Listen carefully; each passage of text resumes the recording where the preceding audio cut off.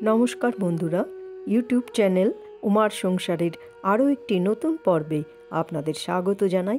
আশা করি আপনারা ভালো আছেন, সুস্থ আছেন। বন্ধুরা, আজকের পর্বের আলোচ্য বিষয় মাঘ মাস।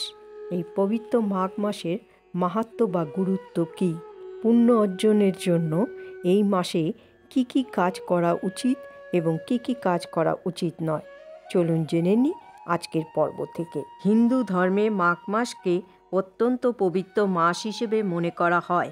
অনেক পবিত্র উৎসব এই মাসেই পালিত হয়। কথিত আছে যে এই পবিত্র মাসটি নিয়ম অনুসারে দেবতাদের পূজা করার জন্য। এই মাসে পূর্ণ নিষ্ঠা ও বিশ্বাসের সঙ্গে ব্রত পালন করলে তা সফল হয়। আবার এই শুভ মাসে অনেকেই এক মাসের কল্পবাস করেন। তাই এই মাস অন্যান্য মাসের তুলনায় অনেক আলাদা। শুধু উৎসব পালনের ক্ষেত্রেই নয়, মাঘ মাসের সঙ্গে জড়িয়ে রয়েছে ভাগ্যের গতি প্রকৃতিও। তাই এই মাসে বেশ কিছু নিয়ম মেনে চললে জীবনের প্রতিটি পদক্ষেপে উপকার পাওয়া যায়। এই মাসে করণীয় কিছু কাজের কথা শাস্ত্রে বিশেষভাবে বলা হয়েছে, যেগুলি পালন করলে মোক্ষ লাভ করা যায় বলে বিশ্বাস করা হয়। পদ্মপুরাণে মাঘ মাসের মাহাত্ম্য বর্ণনা করে বলা হয়েছে, শ্রীহরি এই মাসে গঙ্গা স্নান করে যতটা খুশি হন, পুজোয় ততটা সুখ পান না। কিংবদন্তি অনুসারে গৌতম ঋষি মাঘ মাসে ইন্দ্রদেবকে অভিশাপ দিয়েছিলেন। এরপর ইন্দ্রদেব তার অন্যায় বুঝতে পেরে মহর্ষি গৌতমের কাছে ক্ষমা চান। তখন গৌতম ঋষি বলেন, মাঘ মাসে গঙ্গার তীরে আশ্রম বানিয়ে সেখানে বসবাস করে গঙ্গায় স্নান করলে তার সব পাপ নাশ হয়ে যাবে।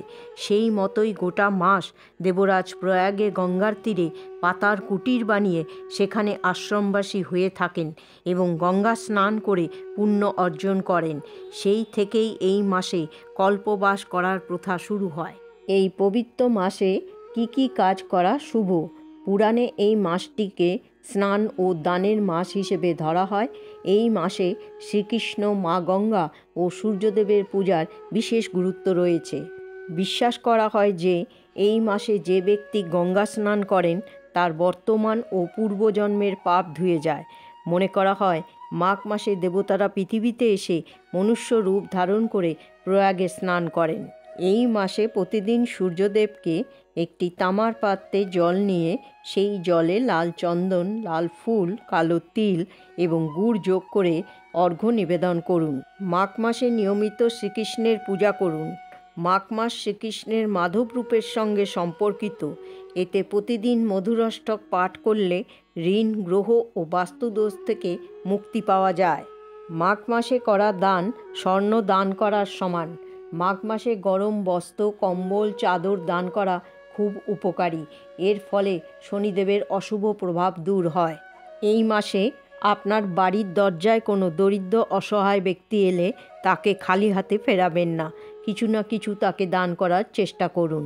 পুরো মাঘ মাসে তিল ও গুড় ব্যবহার করলে অর্থনৈতিক সমস্যা দূর হয় এবং স্বাস্থ্যের উপকার হয়।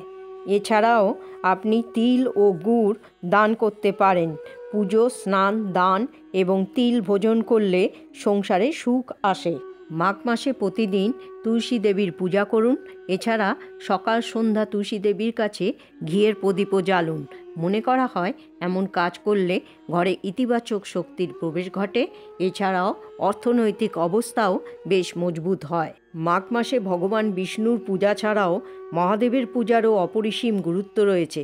সব ধরনের রোগ থেকে মুক্তি পেতে মাঘ মাসে প্রতিদিন গঙ্গা জল ও কালো তিল মিশিয়ে শিবলিঙ্গে নিবেদন করুন। এছাড়া মনস্কামনা পূরণের জন্য এই মাসে রুদ্রাভিষেকও করা উপকারী। মাঘ মাসের প্রতি শনিবার দুধে কালো তিল মিশিয়ে অশ্বত্থ গাছে নিবেদন করুন। এতে আপনার খারাপ সময় দ্রুত শেষ হবে। মাঘ মাসের প্রতি শনিবার কালো তিল, কালো উড়দ কালো কাপড়ে বেঁধে কোনো গরিবকে দান করলে আর্থিক সংকট থেকে মুক্তি পাওয়া যায়। মাঘ মাসে বিষ্ণু সহস্রনাম ও গীতা পাঠ করলে বৃহস্পতির শুভ ফল পাওয়া যায়। জ্যোতিষ অনুযায়ী এই সময় বৃহস্পতি তার নিজের রাশিতে খুব শুভ অবস্থানে থাকে। এবার জেনে নিই কী কী কাজ মাঘ মাসে করা উচিত নয়। মাঘ মাসে খাবার গ্রহণের ক্ষেত্রেও আমাদের সংযমী হতে হবে। তেল জাতীয় ভাজা খাবার এই মাসে গ্রহণ করতে মানা করা হয়। এই মাসে দীর্ঘক্ষণ ঘুমানো, স্নান না করা অশুভ বলে মনে করা হয়। মাঘ মাসে পূজা, ব্রতপাঠ, আচার, জপ, তপস্যা যদি করেন তাহলে এই মাসে কখনো মিথ্যে কথা বলা, কাউকে কুকথা বা অপমান করা এবং কোনো কিছুর প্রতি লোভ বা হিংসা করা উচিত নয়। বন্ধুরা, আজকের পর্বটি এখানেই শেষ করছি।